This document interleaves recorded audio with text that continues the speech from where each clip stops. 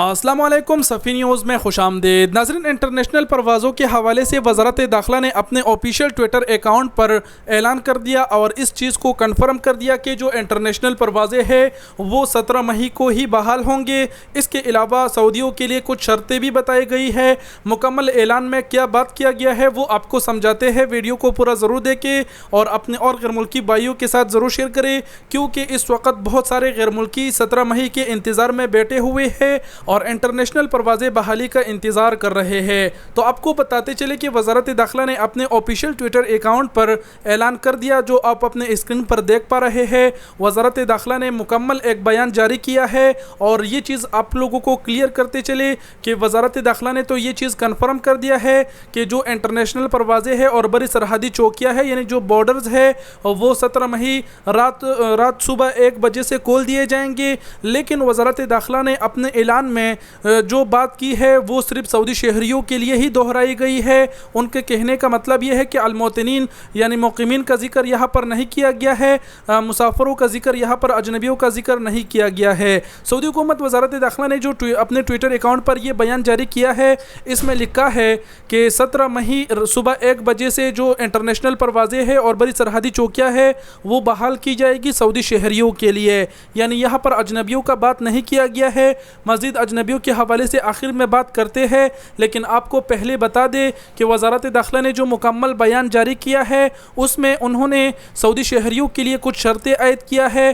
पहला शर्त तो सऊदी हुकूमत ने ये आयद किया है कि उस सऊदी शहरी को सफ़र का इजाज़त होगा, सऊदी अरब से जा सकेगा और सऊदी अरब आ भी सकेगा।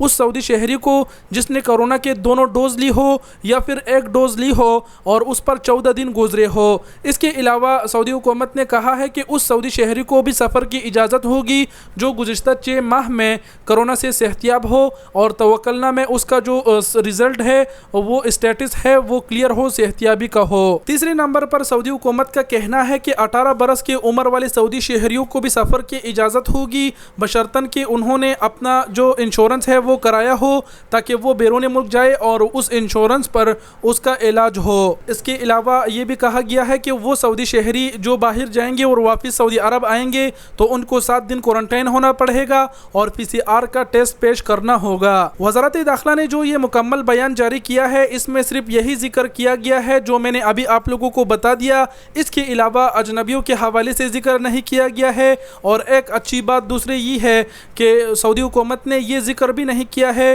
कि ये जो फैसला है उन मुल्कों पर लागू नहीं होगा जिन पर सऊदी हुकूमत ने पहले से पाबंदी लगा रखी है। कहने का मतलब ये है कि सऊदी हुकूमत ने यहाँ पर इस चीज़ का जिक्र नहीं किया कि जिन मुल्कों पर 20 मुल्कों पर सऊदी हुकूमत ने पाबंदी लगा रखी है वो पाबंदी बरकरार रहेगी।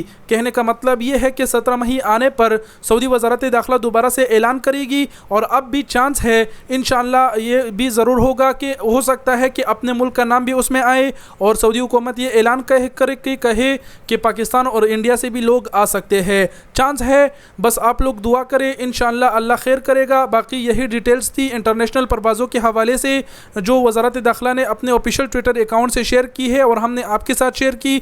उम्मीद करता हूँ आप लोग समझ गए होंगे और कुछ बताने की ज़रूरत नहीं। वीडियो देखने का बहुत बहुत शुक्रिया। अपना बहुत सारा ख्याल रखिएगा। अल्लाह हाफिज़।